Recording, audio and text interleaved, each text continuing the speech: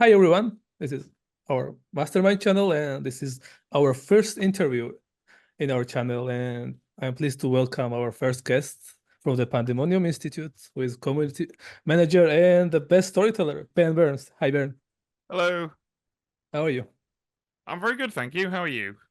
I'm fine. I'm like a lot of people like asked us to invite you and like we could not resist that, so here you are. And today, like Ben and I, we are gonna do some tier lists. So we have some characters from the Clocktower base grids, which were picked by our Georgian community.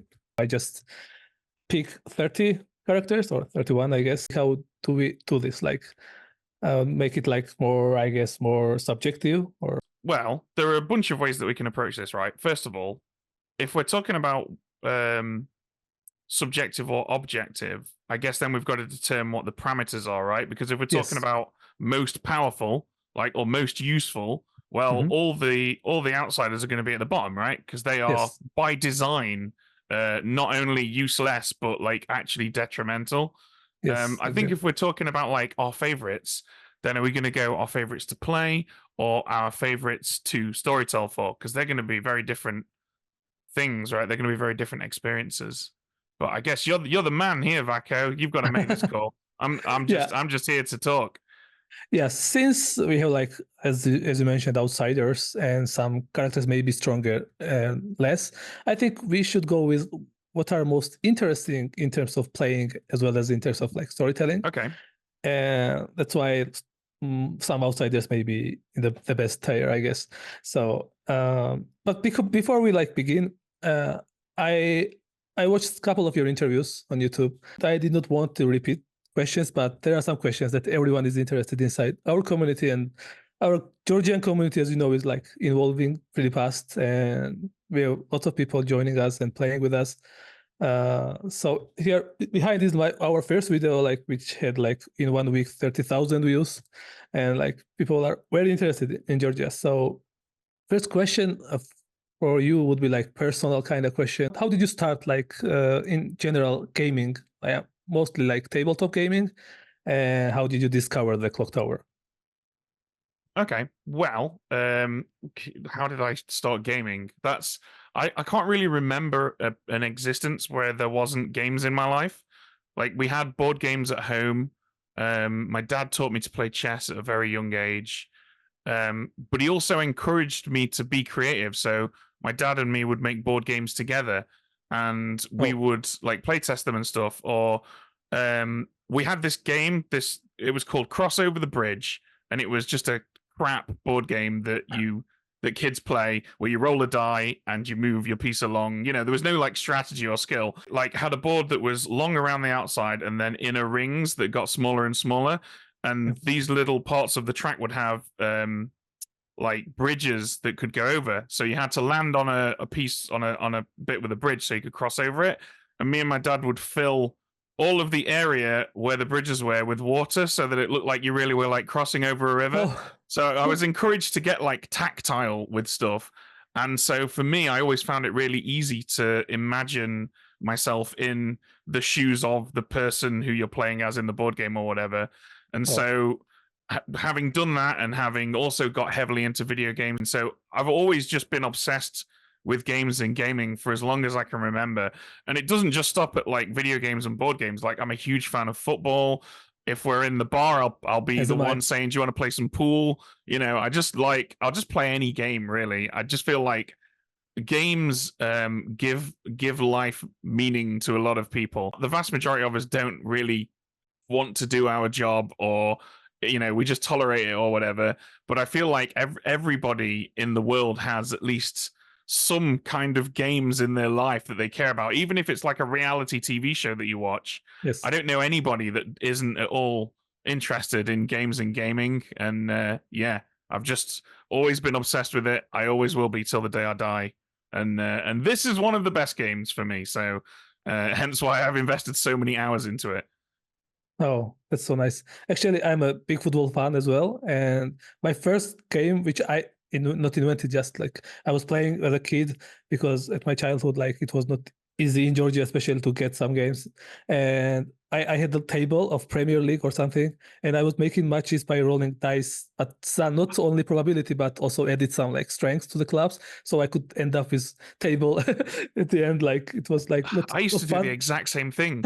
I used to do that in church, right? While we were sat in church, and because obviously I was much more interested in football than church, and I had a little notepad, and I would flip a coin, and if it landed heads, they'd scored a goal.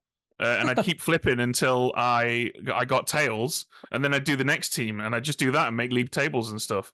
Wow, that really, I forgot about that. That unlocked a very deeply buried memory for me when you said that. Yeah, nice to hear. And also about football, how did you like the Euro and our debut as a country? I mean, it was awesome to see Georgia in there, Albania as well. It's always nice to see nations that haven't traditionally made it into these kind of tournaments coming up. It makes me happy in the same way that like seeing more women at board game conventions makes me happy, because the more people you can get interested in the games that you love, the better those games are going to become inevitably, right? Because diversity brings more people in, it brings more money to the game, it brings ultimately it's going to make the game healthier by having more people of a different backgrounds in it. So I was absolutely delighted that not only did you show up, but you really did really well. Georgia did way better than anybody expected them to. So yeah, you should be really proud of your countrymen for that. Yeah, thank you very much. And yeah, England did very well, like in terms of result, kinda, but yeah, we are always like we have lots of fans of England here, like in Georgia, and I'm also supporting them, and I'm also a Real Madrid fan, and I support Jude a lot, so I kind of wanted them to win in the end, but yeah, I think Spain was a better team, I guess. Yeah, Spain deserved it. Yeah. Like the England were boring, unfortunately. Like the matches were not fun to watch, which is a shame because they've got players on that team like Jude Bellingham who can play really entertaining stuff, and we saw little flashes of that, like when he did his overhead kick and all that. But last minute, it just wasn't. It wasn't an entertaining tournament for England fans, I don't think. Well, at least not the England games. Okay, so then how did you get into the Clocktower? Can you shortly tell us? So, in the summer of I think 2018. I was working as a writer, as a freelance games journalist, and I was, but that's unreliable work. So I was paying my bills by managing a board game cafe in my home city of Derby.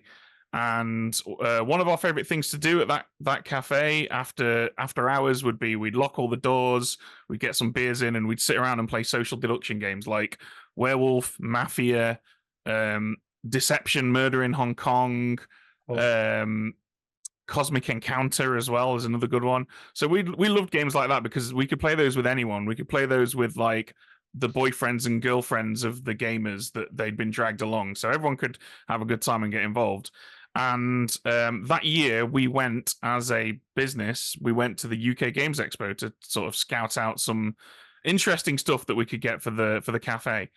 And so I did a bit of research to see what games were going to be at the UKG, and one of them was this BloodontheClocktower that I'd never heard of.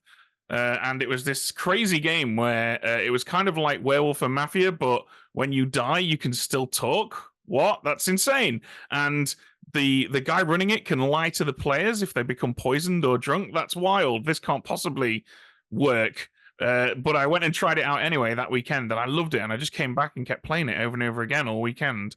And at the end of the week, at the end of the convention, I said to Evan, who was there, like, can I get more involved? Can I maybe get a print and play or something? And he said, well, we've not got a prototype copy in the UK, and you live in the middle of the UK and you go to a load of conventions. So do you want to be like our volunteer in the UK? And I said, yeah, obviously. And so they sent me my first prototype copy of BloodontheClocktower, and sometime later they kickstarted it and asked for $60,000 and got $600,000.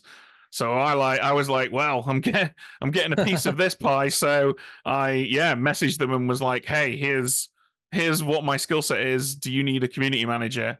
having no idea what I was doing. I'd never been a community manager. I worked in a bar, but for some reason they said yes, and here I am now, 6 years later, talking to you about it.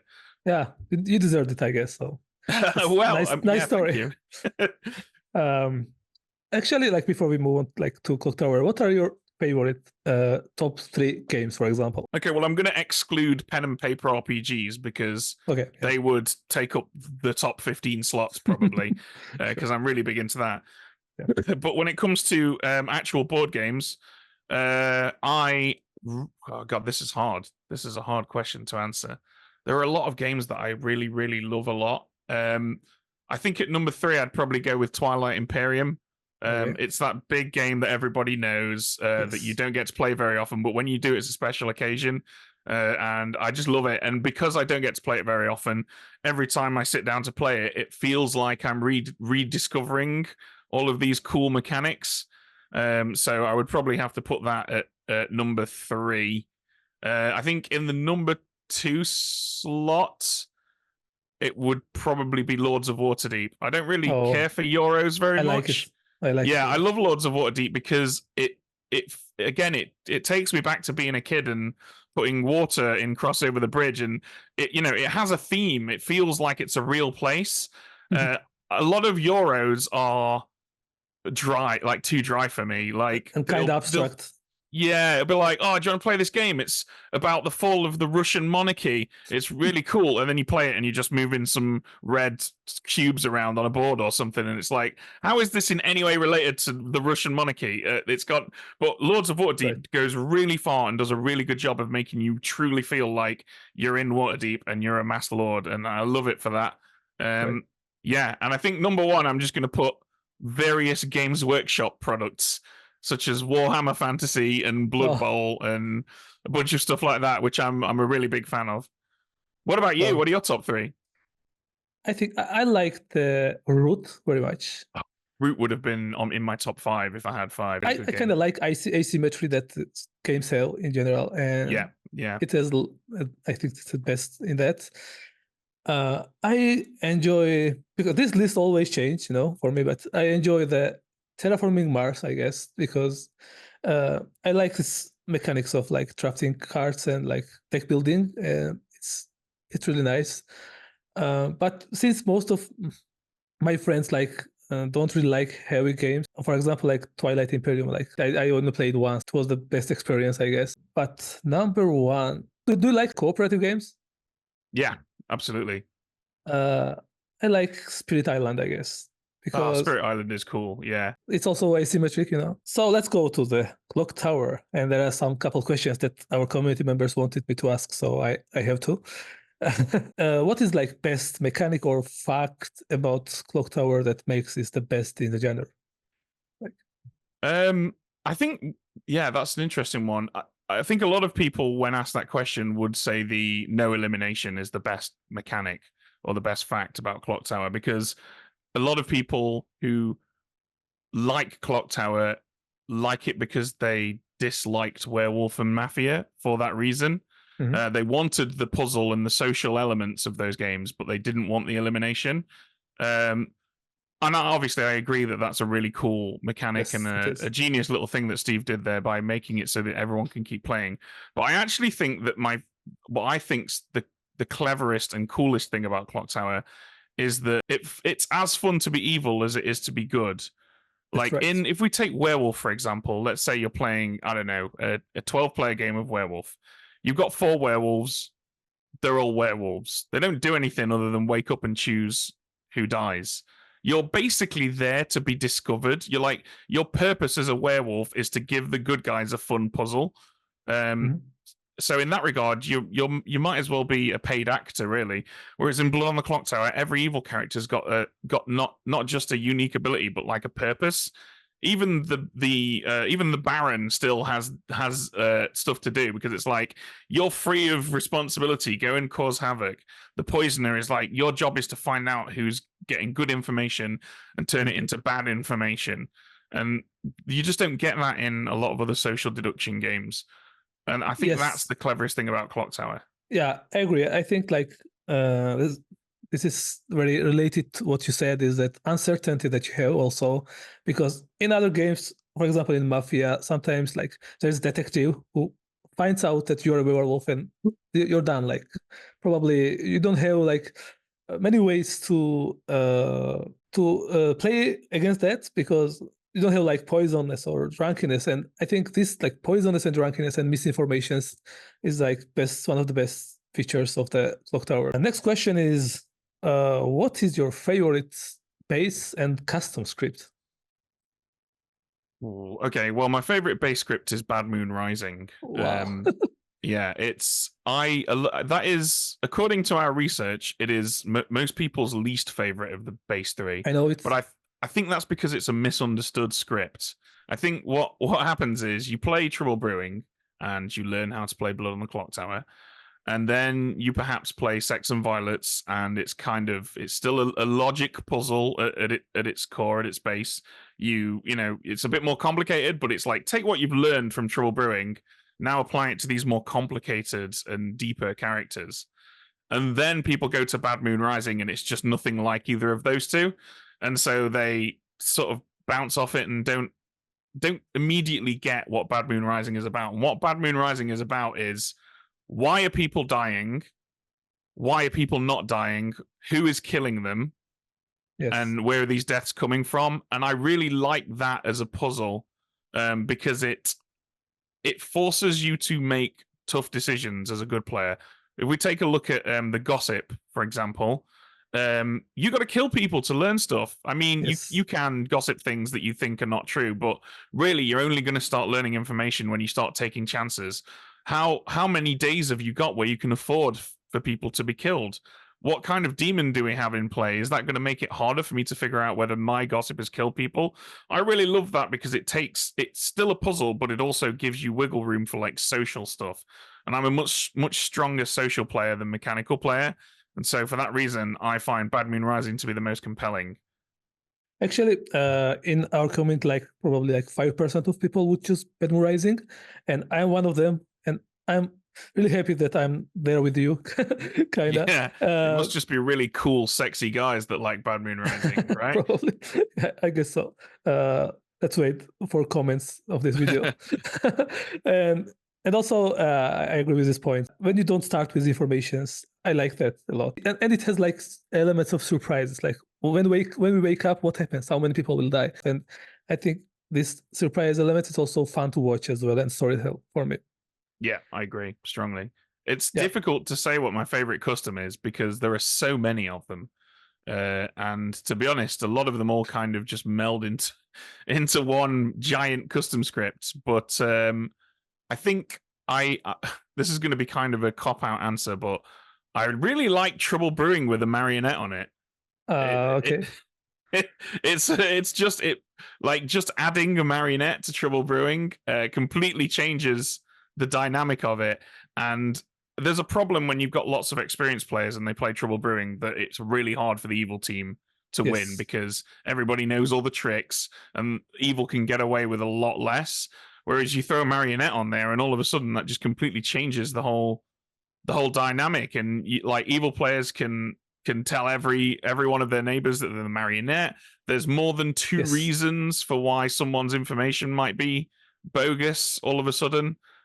So yeah, as much as it's kind of a lazy answer, I think I'm going to go for Trouble Brewing with a marionette, just because of how much fun it is. Yeah, I love it. Marionette is one of my favorite minions, actually. As a storyteller, what is something that you would never do, besides like breaking rules, of course? I hear this from a lot of storytellers, and I made this decision because this team deserves it, and I that doesn't sit well with me. I know a lot of storytellers think that or at the very least feel that their job is to award bonuses to the team that they feel is playing best. Mm-hmm. So a lot of the time I hear them say things like, oh, I allowed this team to have this massive advantage on the final day of the game because I feel like they've earned it.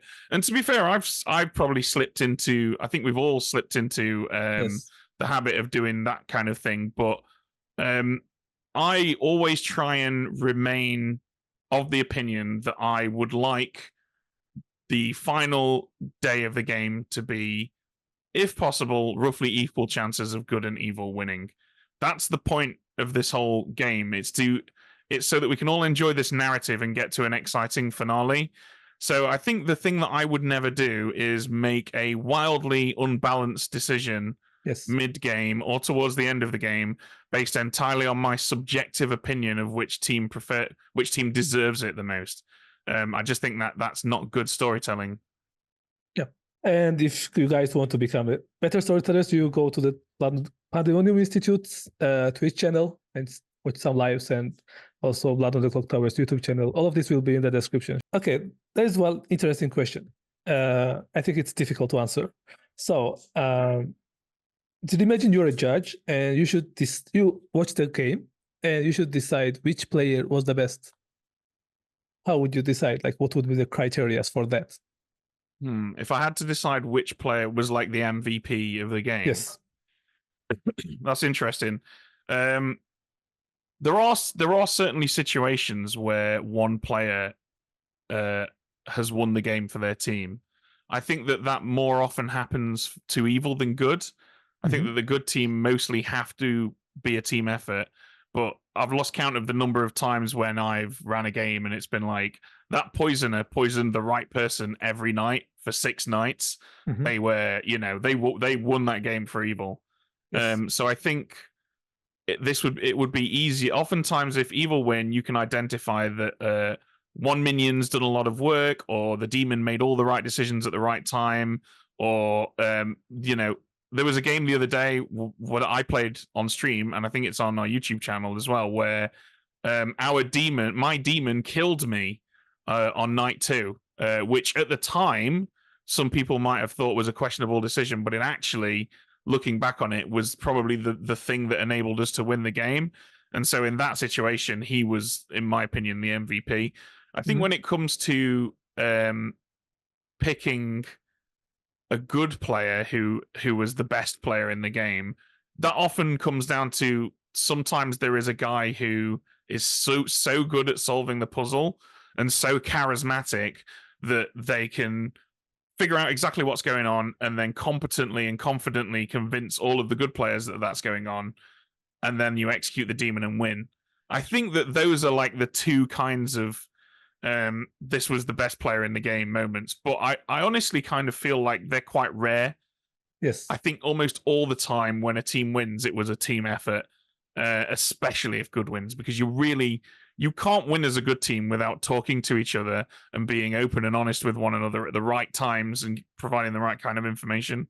Actually, you're right. It's way easier with the evil team. Like, yes, in our community as well, because we made kind of tournament. We had some online games where community was picking the best players, and then we recorded the in-person episode, like first one, and it will be available probably before this video. And you can take a look how we did it. And but when evil team won, like community had like their choice. But in case of good, it was like divided. And here comes my next question. Actually, have you ever considered to like have some kind of tournaments for Clocktower?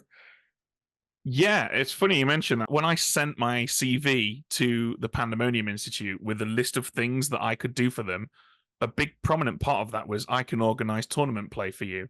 Because at the time I was again managing that board game cafe, and any geeky shop in the world will probably tell you that they keep the lights on, keep the doors open by doing Magic the Gathering and stuff like that. They like make so much money doing that kind of thing. And I noticed that Wizards of the Coast had this really cool system where every single person who plays Magic the Gathering or plays in Dungeons and Dragons official sessions and stuff like that has like a membership card, and they can see their stats online. They can see what tournaments they've won. It keeps track of their characters and stuff like that. And I proposed to the Pandemonium Institute, hey, we could do something like this. We could have all of our players have like a membership card, and when they play in official BloodontheClocktower games, the storyteller can make a note of like what character they wear and whether or not they won and all that kind of stuff. And we can track some stats and maybe have a leaderboard of like most successful imps and stuff like that. it's not exactly tournament play. It's not like a knockout contest or whatever. Yes. But I proposed that as a thing, but we eventually decided not to do that because we feel like if we incentivized players to maintain their unbeaten streak as a spy or something like that, it might actually lead to like people not really working with their team and kind of acting like a mercenary and stuff. Yes. And we think that would probably make the community like less healthy. So we decided against it, but it's something that I've always kind of wanted to do. And now that we have the official app, maybe we will start doing something similar to that. Maybe we'll have like Xbox style achievements, you know, like win, I don't know, like poison 100 empaths or something, you know, something that like is a good idea and isn't going to promote bad play, but is still fun and tracks some stats.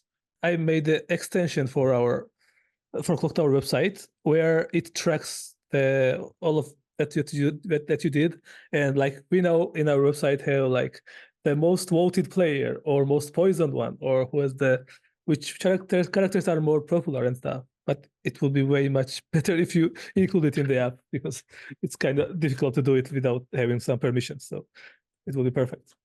Oh, well, I'll pass this along to Stefan then, see what he's saying. Maybe we can get him to drop you a message and we can pick your brains a bit. Yeah, for sure. I'm glad to help. Okay, I think I have just one last question, and we can start our tire thing. If you're preparing Grimoire for your first Trouble Brewing game, where all players are new players, which characters you would not put in it? Okay, well, I've run like a million of these at conventions, so I have a pretty, and obviously sometimes I have to mix this up to keep things fresh. But generally speaking, I will avoid putting in a Slayer unless there's a Scarlet Woman in. Because we don't, if I'm running a game for a bunch of people and it's their first ever game, what I really, really want to do is make it all the way to an exciting Final 3 scenario where both teams feel like they could have won and everyone's excited and on the edge of their seats and gripped by the experience. So I'll avoid putting things in that can end the game early. I probably won't put a Saint in. I probably won't put a Slayer in.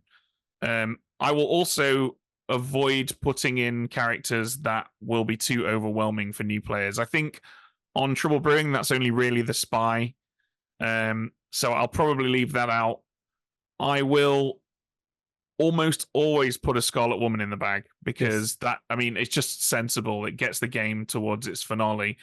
I will also generally put in as many characters that wake each night as I can, because while a veteran player like you or I can probably appreciate the merits of being a mayor or something like that, a new player is going to look at it and be like, what the hell does this mean? What do I do? I don't do anything. Virgin as well, I guess. Virgin is some kind of similar character to understand. Yeah. Virgin's a good example of something. Virgin's a teaching character. It teaches players that death can be good. But certainly for someone's first game, I will generally avoid putting that in.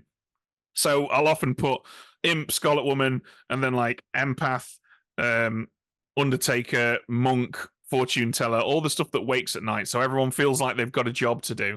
That's generally what I'll do. But I think most people would also agree that you can just throw any tokens in the back for Trouble Brewing and it'll still be a pretty balanced game. But I would put drunk for sure, because it's always fun when you reveal the Grimoire and someone is drunk. It's always fun. I should have mentioned that. I will at all costs put a drunk in if possible, because people do love it when you announce it. Yeah, exactly. So thank you very much. And if you're interested in other answers from Ben, you can look for his interviews on YouTube. But today we are going to go with the tier list because you're also interested in that. And don't forget to subscribe to our channel and wait for our in-person episode. So let's go, Ben. We start with Saint. Okay. This might be controversial, but I'm going to put this in the bottom tier, I think. The Saint is like a learning character, right? It's in Trouble Brewing to teach people the difference between execution and death. Yes. And to teach people how execution can be both a good and a bad thing. It sits opposed to the Virgin in that regard, whereas the Virgin teaches players how useful execution can be, as does the Undertaker. But the Saint teaches people how you have to think about who's going to be executed. But when you become like a more experienced player, the Saint exists solely as a bluff for an evil player, yes, or as a character that can make someone look like an evil player bluffing. And there's nothing wrong with that. It's great. It's bread, right? We all like bread. We all eat lots of bread. None of us are excited about bread. We're excited about the things we put in between the bread. The bread is necessary, but it's not the highlight of the meal. Yeah, as a storyteller, like if I want game to last longer, yeah, Saint is a very good bluff. As a player, I don't like that someone like claims Saint and okay, we can't kill this guy now, and like you are going to survive until the end of the game, and then you're going to find out whether or not we thought you were convincing enough. Yes. So yeah, as when experienced players are playing, I don't like Saint in there as well. Let's go with Mayor. I would put Mayor in the somewhere between good and great. I think let's say good. Mayor's a good character. I think the Mayor is it serves a lot of great purposes that I find quite compelling. So if there's a Mayor on the script, there's always a question about whether or not the person who died at night was actually the person the demon wanted to kill, or if it was a Mayor bounce. The Mayor's a good character, a good reason for a player to say, no, I'm not happy to be executed. My whole purpose here is to try and survive till final 3. And I think that's a really good thing, because it's cool that a lot of players understand that death is not the end and that execution's fine sometimes. But I also feel like a lot of intermediate players will just queue up to die. And then you get to a point where evil are just destroying because all the goodies are like, yes, kill me, I'm happy to die. The Mayor's a character that reminds people, no, there is a reason to survive. You should fight to survive if you're the Mayor. Yeah, and like Mayor win is like one of the best emotions, like in Trouble Brewing. It is so rare that it happens, yeah. And also that if you go back to the question, as a storyteller, what you would not do, would you kill Mayor at second night? Yeah, I mean, that's an interesting one. I kind of have a rough guiding rule that if you have a poisoner, you as an evil team have been aware of roughly who the Mayor is for a while, and you've chosen not to coordinate poisoning them with the imp attacking them, then I will let the Mayor kill bounce and let them be in final 3. Yeah. If you've got a poisoner and a spy, I am not letting the demon kill that Mayor if they're not poisoned. If it's just let's say an imp and a baron, then I might consider it. If the Mayor is running around town telling everybody that they're the Mayor, and the evil team have no way to poison them, then I will probably let the imp kill the Mayor. Yeah. That's kind of my rough guide. Okay. Virgin, my favorite. I think one of the most powerful characters in Trouble Brewing. Yeah, Virgin is a very powerful character. I would put it in depends, though. Okay. In fact, I put it in not bad, I think. Okay. I like the Virgin a lot, but it's another character whose sole purpose is to teach new players that death can be really powerful and strong, and that dying can make you the most important player in the game for a brief period of time. And that's an important lesson to learn. But once you get to like a more expert level of play, the Virgin actually becomes a problem, because objective proof that someone is a good player and is a thing can really cripple an evil team when you've got a bunch of experienced players. So I got a lot of nostalgia for the Virgin, like I have a lot of nostalgia for my first electric guitar that I ever owned, but it is my worst electric guitar now. I have much better ones, and I have almost no reason to pick that one up anymore, even though I love it, and I kind of feel the same way about the Virgin. Yeah, the idea of like being clear during the game, it's a nice idea, like at the beginning. And what about the Witch? So the Witch, I would have previously probably put on depends maybe, but it now sits on good because we have the Harpy. So we have some characters that can die during the day when nominating for various reasons. So I really like the Witch.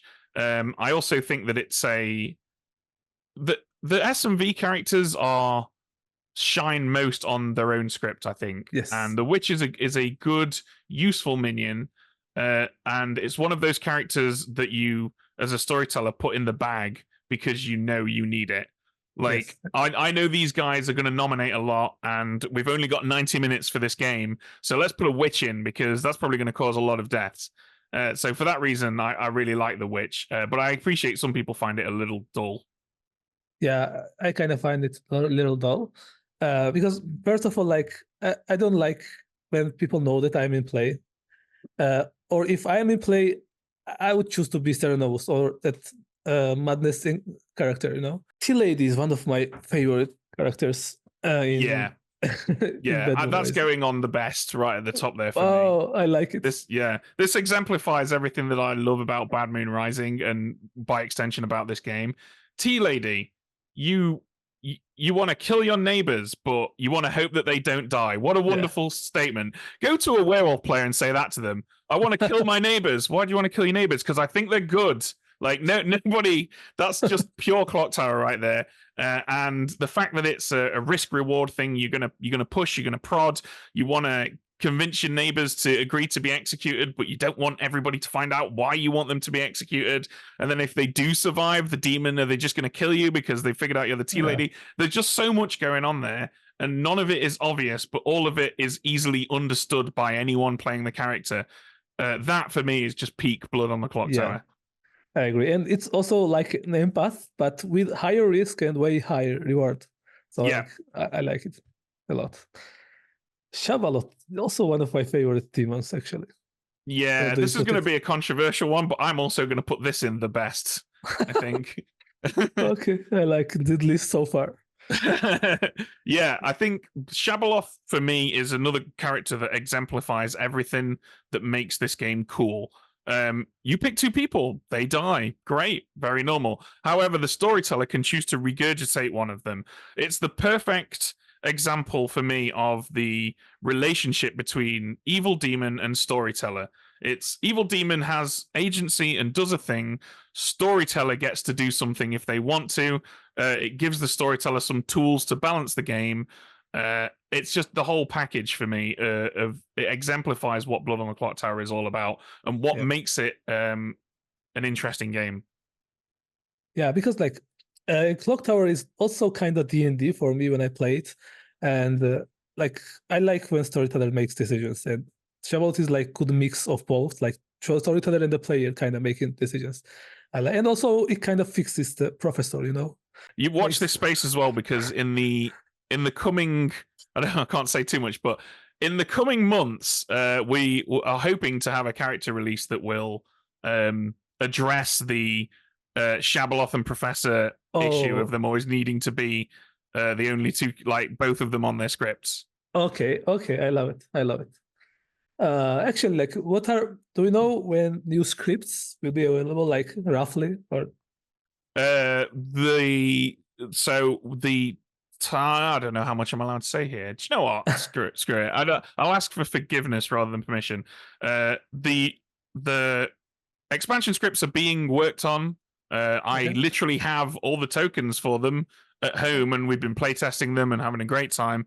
But they will come after some other stuff that we're hoping to be able to start selling extra tokens in the not too distant future. There will be some news on this in the not too distant future, but I can't really say any more. I think, without getting into trouble. Okay, because the video is on. Can you tell it like off screen? Yeah, maybe we'll see. Okay, let's go with Tinker. It's very interesting. Like, what do you think about Tinker? I'm going to put the Tinkering good, because I think it's the best from a storyteller perspective, and not bad from a player perspective. It's an incredibly useful character if you're a storyteller running Bad Moon Rising, but I can completely appreciate that a lot of players might find it a little dull, because unlike most of the unusual death in Bad Moon Rising, you as a player don't have any agency over it whatsoever. So I kind of get why some people don't care for it. But you don't have a responsibility, kind of. It also like sometimes helps play. But yeah, I almost always use Tinker, so because I don't know what will happen, so it's It's like a backup plan. Yeah. Let's go with minstrel. I'm going to put minstrel in depends, I think. Okay. I'm not that excited about the minstrel. I think the minstrel is a weird character that it's one of those ones that only really works on Bad Moon Rising most of the time.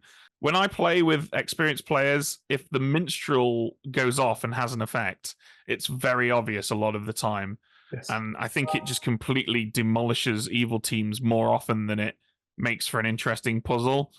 And for that reason, I kind of shy away from putting it in the bag because, yeah, Bad Moon Rising is often an exercise when you're running it in keeping the evil team in the game. And I just think it's very powerful and perhaps too powerful. But that's just my opinion. Yeah. Also, the minstrel is character, which ability I very often I forget. Yeah, it is easy to forget, right? Yeah, it is. Oh, let's go with Undertaker. That's a great character, I think. Yes. The Undertaker is a character who is just a mechanic in most other social deduction games. You get to learn who someone is after they're executed. Well, everyone gets to do that in Werewolf and Mafia. In Blood-on-the-Clocktower, it's just the Undertaker that gets to do it. I just feel like it's such a easily understood, sensible character whose advantage to the game is very clear, and their information is very easy to pass. And I can't think of many custom scripts that can't have an Undertaker on them. It just works. And it also has a lot of impact in the flow of the game, because if Undertaker is in a script, it kind of changes a lot about whether you want to die or not. So it's pretty great. I like it. Yeah. Let's go with Klutz. Klutz. I think I would call Klutz a good character, I think. It's a character that has its purpose, right? If you want outsiders to be afraid to die, Klutz is up there with like the Plague Doctor and the Saint, with characters that really don't want to be executed unless they have to be.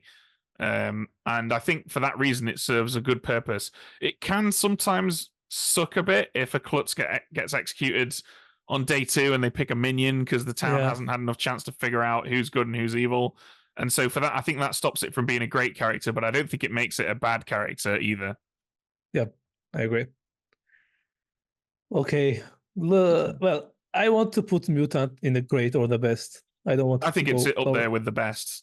Oh, okay. Yeah, it forces, or it doesn't force, but it encourages a good player to lie, which is always interesting, always good for game balance. It is the easiest to understand madness character as well. It's very simple.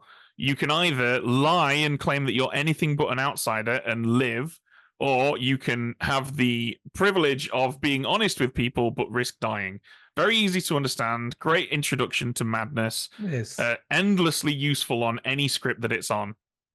Yeah, I agree. And also it kind of pushes you to role play as well. So if I'm mutant and I decided to be mad, I like to enjoy it. Like I don't try to like give hints that I'm mutant or something. I want to enjoy it. So that's why this character was made. Yeah. Coming up with creative reasons why you are still double claiming someone on day 5 is so much fun. Yeah, it is. What about the spy? The spy is a tough one. I think I'm gonna have to go for the cop out and put it in good, because the spy is a very specifically appropriate character. In some scripts, it's really, really necessary. Like its misregistration as a townsfolk or outsider is often more useful to both the storyteller and to the player than the fact that they get to look inside the grimoire. But I also think that it can sometimes be its own worst enemy. And anybody who's played a lot of games of Blood-on-the-Clocktower will know the feeling when you're on the evil team and on Trouble Brewing, and the goodies have worked out there's a spy in play, and they just start talking to each other, and it can absolutely cripple you. So while I think it's a decent character, and in some scripts, in fact, in the next release script, it will be in because it's necessary. for the evil team, they need some of the things that the spy can do. But more often than not, it can sort of be its own worst enemy, I think. Yeah, at first glance, it looks like the best minion. Yeah, like super powerful. When you know how to play against it, and if you find out like earlier that it's in a play, like, and everyone is talking the truth, like it becomes very easy, like to beat it. Find a similar thing with Vortox as well. When new players read that, they're like, "Oh my god, how do we combat this?" And it's like, well, you combat it by just reversing all your information. Yeah, and then all of a sudden, it's a terrible character to be. Yeah, I never won with Vortox. it's the worst demon for me to play with. Like I'm not good with Vortox. We will go to that. So let's go with Butler, and our community expects us to make it not bad. Well, I actually really like the Butler. I'm going to put it on great.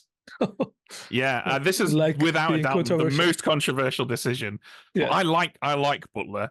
I like it for a number of reasons. First of all, it's great to bluff. It is one of the best bluffs because nobody. Am I allowed to swear on this show? Yeah, should I? Yeah. Nobody gives a shit about a butler, right? Nobody gives a fuck about the butler at all. If you claim butler, everyone will just ignore you and leave you alone because it's like, oh, sorry, I'm very sorry that you're the butler, but I'm not going to nominate you because you're already suffering enough because you're the butler, and that just makes it such a useful bluff to have because most people will say a demon is not going to bluff the butler, or if you're an evil player, you're going to pick something a bit more crucial because the butler would be happy to die.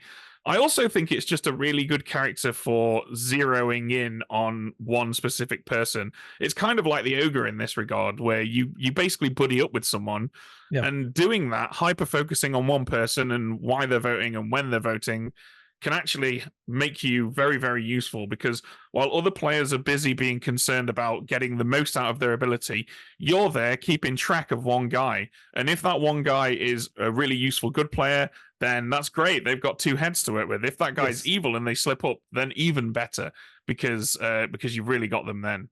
So I love Butler, but I appreciate a lot of people don't. Yeah, actually, in our like qualification games, kinda, there were two players who won with Butler. One was bluffing, one was actually Butler, and like they won like with Butler because no one cared enough. Yeah.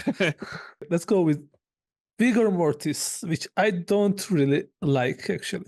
Yeah, a lot of people don't care for the Vigor Mortis. I go back and forth on the Vig. Sometimes I love it, sometimes I don't love it. So I think for that reason, I'm going to put it in good, and I'll justify why we're putting it in good because, and I'm coming at this from the perspective of both a storyteller and a player. Yeah.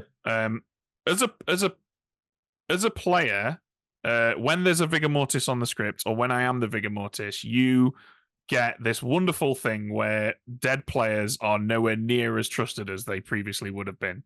And if you're evil and a good player dies in the night, you can start inventing scenarios where that good player has been lying all along, and actually they're making that other good player next to them have bad information, and all of a sudden you've got this absolute feast of bluffing that you can have. I also think obviously it gives -1 outsider, which is very useful to script builders and storytellers. Yes, it's an interesting way of poisoning coming into the game. And it's a character that is incentivized to kill its own minions, which I also think makes for very interesting plays. Because in much the same way that you can throw shade onto a good player that died in the night, you can also kill your minions. And if you're playing it right and if you're doing well, it gives them legitimacy because they died early. So yeah, I think there's a lot going on there, but I also acknowledge that it is probably one of the weaker demons in terms of like just raw power. Yeah, let's go with the Savant, which is a character which I will almost certainly put in the Grimoire if I have the chance. Yeah, the Savant is the best. It might be the best of all the bests. Okay, but it's a storyteller's character, right? Yeah, because every storyteller who's ever story told like more than 5 or 6 games has eventually thought, oh, this is a really cool idea for a character that has this ability. And the Savant lets you playtest those character abilities that you came up with, along with the Amnesiac, of course. Yeah. But coming up with creative and interesting information to give a Savant is just so much fun. And it's also fun for the savant as well. They've got a puzzle to go away and do, and it's fun for the other players as well when the savant says, here's all my information, let's work together to figure out the puzzle. There is nothing bad about that character as far as I'm concerned. And the icing on the cake is, if the savant is poisoned or drunk, you can tell them 2 false pieces of information, but you can also tell them 2 true, which is delightful. I absolutely love doing that. In fact, one of my favorite memories of running Blood on the Clocktower was at Clocktower Con Australia a couple months ago, and there was a player who pulled savant who was the drunk, and there was another good player who was bluffing savant. And so every day, the guy bluffing savant came up to me and was like, okay, what am I going to... And he was writing in his notepad the fake savant information that he was going to tell everyone.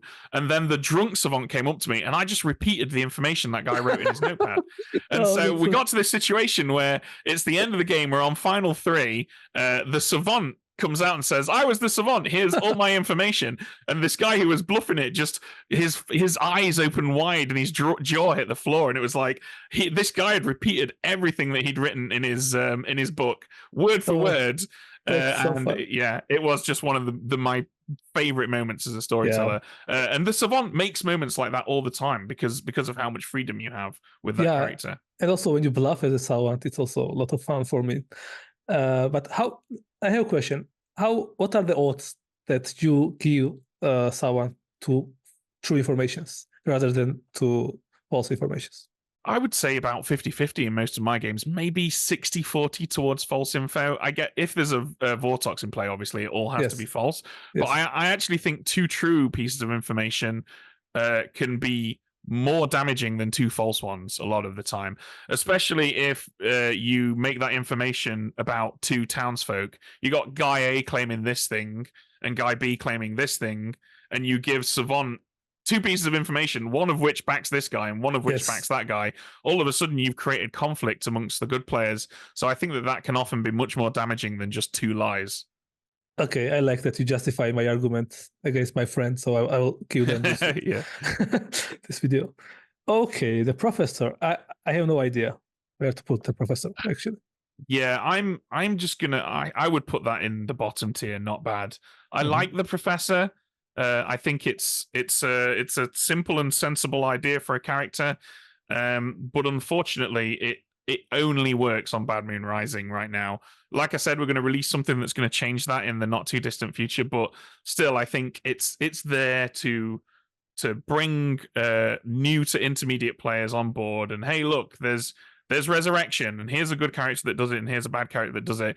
But more often than not, the professor just ends up resurrecting someone, saying, I'm the professor, that was me, and then the demon kills them at night. So I think it's one of the less interesting characters, and as a storyteller, if you put it in the bag, it's kind of the same as Virgin, right? They're going to be proven, and then they're going to be killed by the evil team because they need to die. Okay, yeah, makes sense. I agree. Okay, let's go with Serenos. I think Serenovus is a great character. Yeah. It's definitely one of the most powerful and most fun minions to play as. It's the quintessential and archetypal madness-inducing character. It's the one that new players fear when they first read this script. What's madness? Oh no. If that thing picks me, I can't tell anyone what I am. That's terrifying. And for that very fact alone, I think that makes it a great character. It teaches players that aren't mad the importance of reading between the lines, right?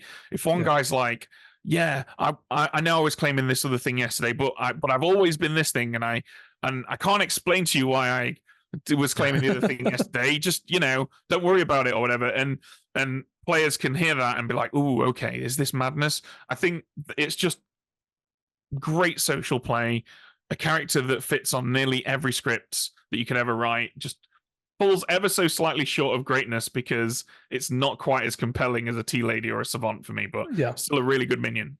Yeah, and it's a lot of fun. Like for me, if I am not in a mood to play with the evil team, but I still get Serenos, okay, fine. I will enjoy the game for sure. Like, okay, let's go with Fortune Teller. I think it's one of the favorites in the forum community in Trouble Brewing. Yeah, it's somewhere between good and great. I think I'm going to call it great. I think the fortune teller is a great character. It is, in the hands of experienced players, it's in a small game ridiculously powerful though. If you're an experienced player in a 7-player Trouble Brewing and you got fortune teller, it takes you 3 nights to choose every person in the game that isn't you, which I think makes it not quite the best because it's just a little too powerful in that regard. But it certainly embodies what Clocktower is all about, which is decision making, right? Do you pick 2 people that you haven't picked already and get a wider spread of information? Or do you pick that guy that you've got a yes on and one of the guys that were part of the 2 no night and figure out if he's the demon? Or do you pick yourself because you know you're not the demon, but then you might be your own red herring? So there's so many things going on there that it's a really good character. But yeah, a little too strong for my liking. Just not quite the best. Yeah, it's very strong. Let's go with the character with what is name of our YouTube channel, the Mastermind. Yeah, Mastermind's an interesting one. In the right moment, in the right game, with the right characters and the right players, the Mastermind can be an absolutely incredible and exciting character to activate near the end of the game. But it has to be in that right environment. For me, it depends, to be honest. Yeah, I think depends is fair. Yeah, because in some games it's maybe a lot of fun to play with them, but sometimes it did not change a lot in a game. Yeah, experienced players can usually work it out, but there are, like, if you've got a baddie who is bluffing as the minstrel or something, and a minion, someone that everybody knows as a minion is executed, but they were actually the demon or something, and then all of a sudden you're in a mastermind situation, and in those scenarios where the players haven't figured it out, or if they only suspect it, it can be really exciting. But I would say that it only really manages to do that in like half at most of the games that it's in. Yeah, I agree. Next one is Goon, one of my favorite outsiders. Yeah, Goon's the best. Goon's right up there. It's got everything that you want in an outsider. It can turn evil. It causes drunkenness. Like, what more do you want? The player playing as it gets to has to walk a middle line. They might at any moment change allegiance. They kind of need to know who the good guys are and who the bad guys are and who's going to have an effect and that kind of thing. Or if they like, they can find a good player and kind of browbeat them into choosing them every night to remain good. It's just everything that Clocktower is about, in the same way that the Tea Lady is giving you lots of choices to make and lots of difficult decisions and potential sacrifices. Yeah. I think the Goon just embodies that as well. Yeah, I agree. And if you were a Goon, like, would you like to play as a good or as evil? I would like to change alignment every single night and not know what team I'm going to be on at the end. That would be the most fun Goon experience for me. Yeah, I love stuff like that. I love things going wild and chaotic and me having to roll with the punches. Well, Slayer, not my favorite character, but where do you put it? I would put it in depends. I think there can be situations where a Slayer there's 4 players left alive. The Slayer's the only good player left. They suspect that they might be the only good player left. They know it's time. They talk to everyone. They narrow in on a player. They shoot them. It's the demon. They win despite being outnumbered 3-1. Woohoo! Really exciting. Yeah. But that doesn't happen very often, right? More often than not, the Slayer just shoots somebody who's good and nothing happens. Or the Slayer is a bluff, and when a minion's about to die, they go, "Oh, I'm the Slayer. Pick that guy. Oh, okay, yeah, no effect. Right, go on then, kill me now." Which is not as exciting. So it's another good example of like a Trouble Brewing character that exists to teach everybody something about the game. That pulling together everyone's ideas and working as a team to choose who the Slayer should pick can be useful. Yeah. It also teaches newer evil players that if you bluff as something, there's always a inbuilt way for the storyteller to play along, right? That's a very important lesson. But actually, when you get to like more experienced players, it's less exciting. Actually, I had a question about Slayer. What if Slayer picks Recluse and you decide to kill Recluse? What do you think? You are helping a good team or not? I think that's very situational. if there's already a lot of suspicion on the recluse and it's trouble brewing, so there may well be a Scarlet Woman in play, then I think it can be pretty devastating for the good team. But also, I think that a Slayer and a recluse can go away together without the storyteller noticing, hatch this plan, and then the Slayer can go, okay, this guy slipped up. I'm pretty sure he's the demon. I'm going to shoot him. And me as the storyteller thinking, tee-hee-hee, I'm going to kill this recluse and it's going to cause lots of confusion. And then actually what I've done is I've, proven two players and made things even harder for the evil team. So it really is like very situational, I think. Yeah, I agree. Let's go with Poisoner, one of my favorite minions, actually. Yeah, Poisoner, it's got to be up there with the best, I think. Yeah. It's just, it is Clocktower, right? This is to Clocktower what the Big Mac is to McDonald's. It's, hey, look, there's an evil player who's on the evil team, and they don't get to choose who dies, but they instead get to choose somebody who gets misinformation. And then the storyteller goes and lies to that player, or that player's ability doesn't work. It's in the shop window of Clocktower as one of its main features that makes the game compelling. And it fits on every script. I can't think of a single script or a single combination of characters where a Poisoner is not going to be an objectively useful minion to the evil team. This is so important character that when you explain the general rules to people, this is a character you are gonna mention anyways. Like the next one is Lunatic. Oh, it's very controversial. Yeah, this is controversial. I'm gonna put the Lunatic in good. Mm-hmm. I think that what the Lunatic has is potential.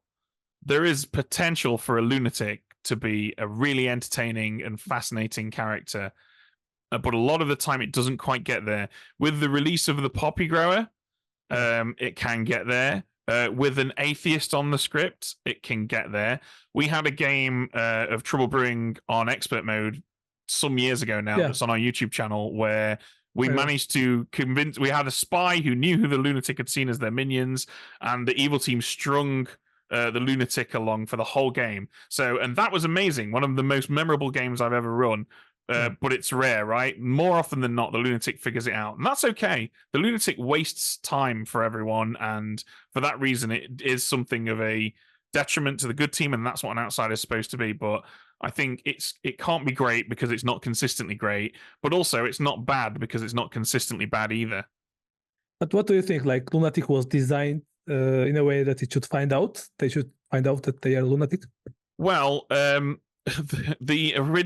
when Steve designed this game, his intention was not for people to stand up and leave the circle and go talk in private rooms and stuff. He intended for players to stand up, walk to the other side of the circle, and maybe whisper to someone.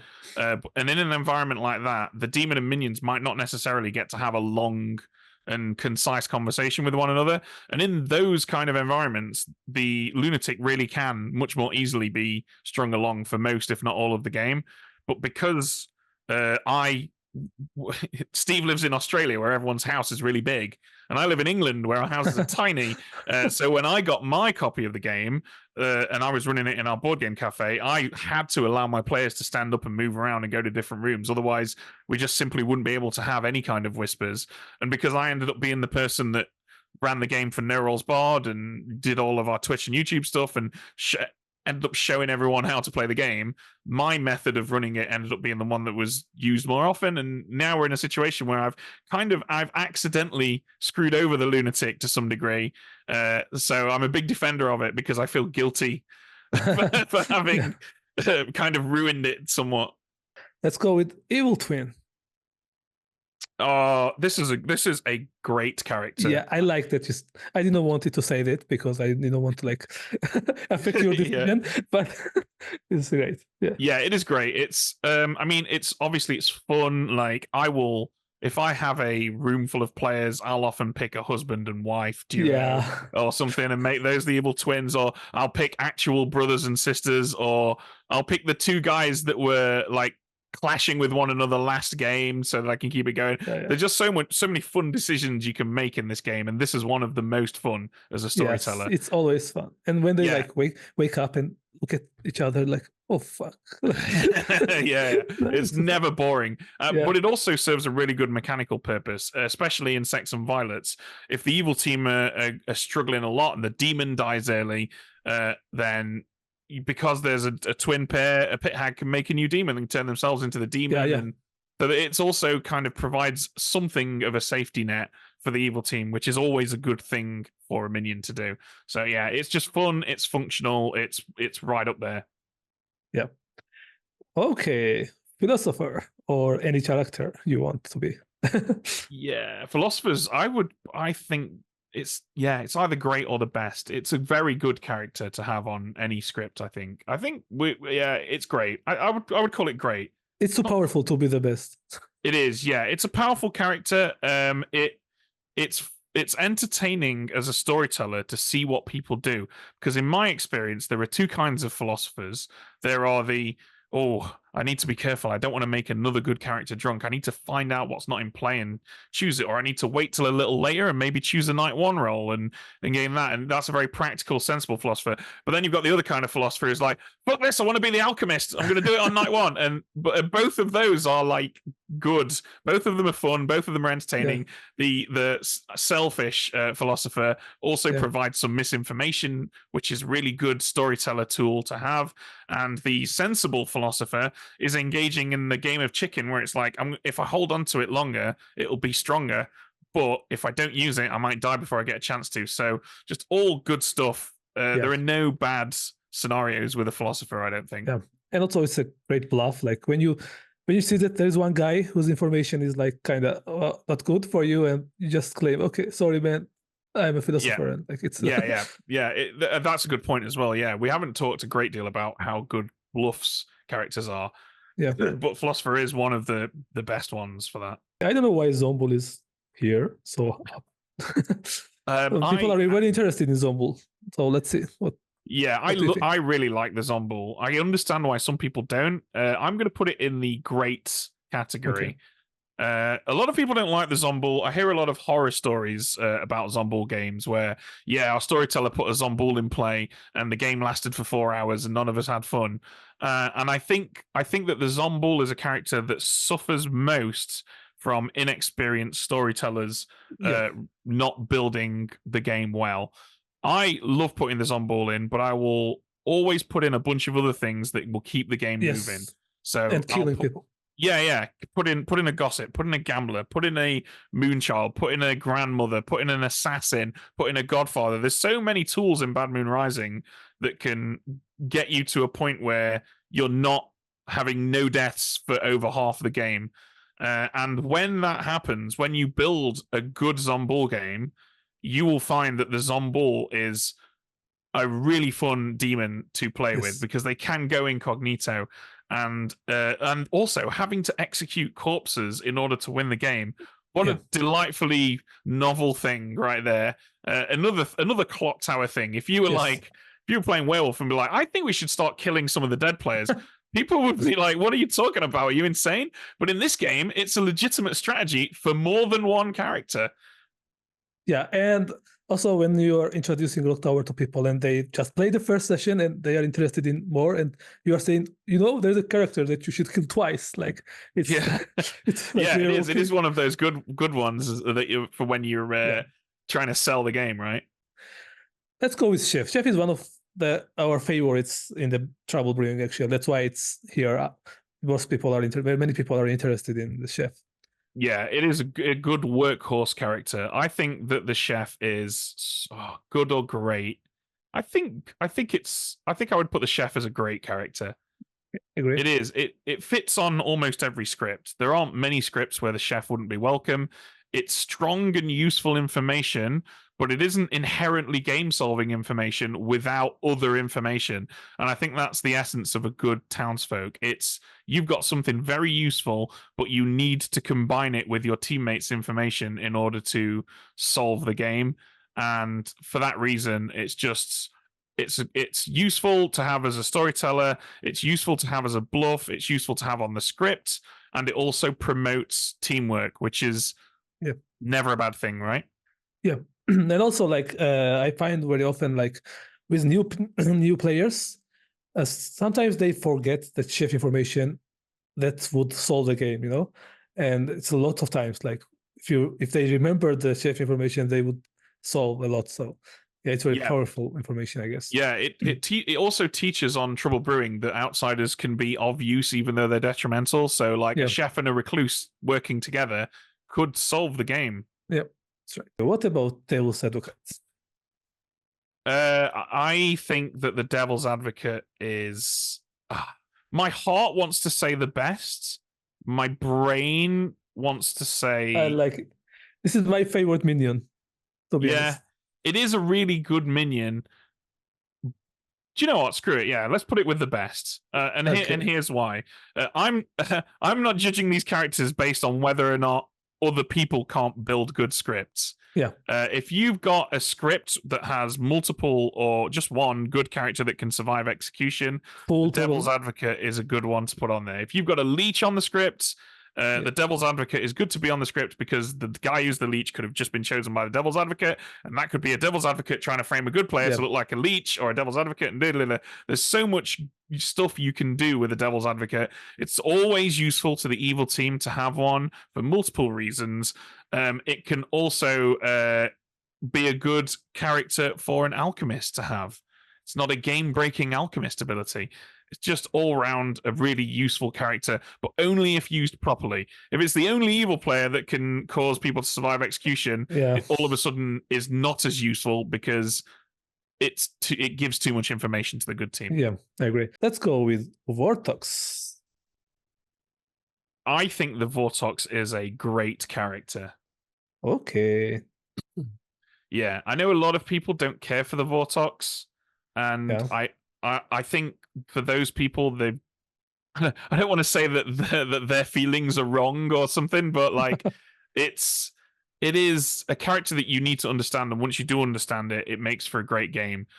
First of all, having a Vortox on a script incentivizes execution, which keeps the game moving, which keeps the game balanced, because if the good guys have all the time in the world, they'll just figure it out. And it also keeps the game fun, because no one wants to sit around for 4.5 hours playing one game. That it's important to keep the pace up, and the Vortox brings that to the table. But also, the Vortox misinformation is such a great puzzle, because if the evil team can stop the good team from working out that the demon is the Vortox, they are going to do very, very well. And the good team are going to struggle quite a lot. But if the good team can work out it's a Vortox in play, there is an argument to be made that their information suddenly becomes more useful than if there wasn't a Vortox. Because if you're a good character, if you're a townsfolk that learns information in Blood on the Clocktower, your information is likely correct, but possibly incorrect because you might be drunk or poisoned. If you're a townsfolk in a Vortox game, you know for a fact that everything you've been told is it must be incorrect, which is more useful than not being absolutely certain than whether or not it is correct. So you can reverse engineer that information. And actually, again, the Vortox can be their own worst enemy in that regard.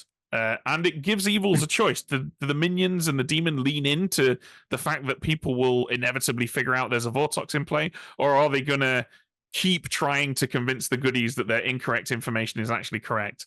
I love the Vortox. I think it's a great character, but I also think that you need to practice with it a bit. Yes. And a lot of people aren't willing to do that. The problem sometimes is that some characters like Dreamer or artists are the ones who usually find out it quickly. Yeah, I think the Vortox can often shine when it's not on Sex and Violets more than on Sex and Violets. I think a script with like less objective or binary information makes the Vortox quite a lot more interesting. Yeah, I like Snake Charmer. What's your opinion? I think I would, Snake Charmer is an interesting one. It has been both the best and the worst character in various games that I've played, which I think makes it very interesting. And I kind of feel compelled to call Snake Charmer a good character.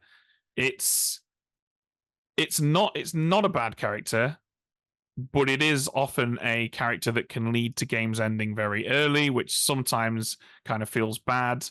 The Snake Charmer is at its best when on the final night of the game they snake charm the demon, and then they, as the snake charmer, and the former demon who is now the snake charmer, have to argue or convince the town to see things their way, when it's entirely possible from everyone else's perspective that they could both just be lying and the third person is the real demon. So moments like that are just really entertaining and really cool. However, how many times have you had like an inexperienced player pull Snake Charmer in their first game of Sex and Violets, chooses the demon on night one, and just looks like absolutely terrified for the whole game, and they're not having a good time? So I have mixed feelings about Snake Charmer. I mean, honestly, if I'm a Snake Charmer, I kind of want to become the demon. I think that would be. I think that's the most entertaining situation to be in, but I really like challenging situations and trying to claw my way out of them. But I can appreciate that we're probably in the minority on that. I think most people would like to learn 7 people that aren't the demon and then get out before they accidentally pick the demon. Yeah, probably. And our community's most interesting character is the Pit Hag. Yeah, the Pit Hag is the best. It's up there, right? I mean, what's not to like about the Pit Hag? It has infinite uses for the evil team. Do you want to turn a townsfolk into a drunk? Turn a drunk into a townsfolk if they figured out that they were the drunk already? Do you want to change what demon's in play? Is your demon in trouble? Do you want to make another minion into a demon? Do you want to turn people into outsiders that can't say that they're outsiders because either they're outside, they're too detrimental, or there's a fangu on the script? Do you want to turn people into outsiders and have them think that there might be a fangu on the script when actually the demon's not a fangu at all? Like, there's just so much you can do with this character. It's never boring. It's always useful, and there is always the fear in the back of the mind of good players that there might be a Pit Hag in this game and they're doing something secret that you don't know about. Just, really compelling. Love it. It also teaches new players the difference between alignment and character as well. So many times I've had a bunch of people who I've run Sex and Violets, and it's all of their first ever game of S&V. They've maybe played 10 or 11 Trouble Brewings, and the Pit Hag just starts turning good players into demons, even though you've told them that alignment and character are not the same. Just that goes over their head, and they're just like, oh yes, I can have 4 evil demons, and you're having to like deal with that and balance it on the fly. It's never boring. Yeah, that's right. Yeah, actually, I like the list. What do you think? Like, would you change anything? No, I think I stand by most of these choices. I feel bad for the Mastermind because I think that it certainly could be a higher tier, but other than that, I think I stand by pretty much all of these decisions. And honestly, I mean, I like all of these characters. I like that you've called it not bad, because I don't think there are any bad characters. I truly do believe that. But I think equally, all characters are not created equal, and this is a fair ranking, I think. Yeah, I agree. And I like that, like, we had the kind of same taste. And I you like the Ben Rising, so it's a win for me. And I have like a couple small questions before I forgot to ask, like, what do you prefer, like in-person games or the online games? Probably in person, but what's your point? I think that when it comes to in-person and online, I always would say that I prefer in-person because just being in a room with other human beings, as a social creature like myself, I enjoy being around other people. I enjoy the connection of spending time with other human beings and engaged in an activity that we're all enjoying. It's good for the heart, it's good for the soul, it's good for the mind. However, I do acknowledge that there are certain inherent advantages in using digital technology to run games. The app will track things for you that you have to do yourself in person, which is better. Like I struggle with Flower Girl and Town Crier in person. I don't struggle with them online. Girl. Yeah, and I mean, extend this to other stuff, like if I run in Dungeons and Dragons, Roll20 will keep track of the weight of everyone's items and will simulate light sources and stuff, whereas in person, you either have to do that, which can be dull, or you have to ignore it, which is a shame. So across all kind of games and stuff, I think I would always choose in person, but also acknowledge that there are advantages to playing online too. Yep, I agree. What is the experimental character which you would add to the best tier? That's a hard one. There are There are so many good candidates for that. I think Amnesiac is just so much fun for storytellers and players alike, especially if you're good at coming up with ideas. Marionette works on every script. Can't think of a single script where a marionette would not improve it in some way. I think I'd have to choose those two. I also really like Puzzle Master. I like outsiders that have a job to do. Yeah, sorry, you asked for one. I gave you three. No. Those would be my three. Should I pick a minion now as well? I probably should, right? Yeah. Goblin. Goblin works on almost every script except for Leviathan scripts. I love Goblin. And also, I strongly encourage townsfolk to claim Goblin more often. It makes the game more interesting. Yeah. I have a fun question about, since I'm a Real Madrid fan, what do you think, what character is Jude? Okay. What character is Jude Bellingham? I kind of feel like most of the characters in Blood on the Clocktower are not aesthetically similar to Jude Bellingham. The acrobat, maybe? I don't know. I don't know. Okay, I like it. Yeah, maybe acrobat. Or artist. yeah, I think you can make a good argument. Or possibly savant.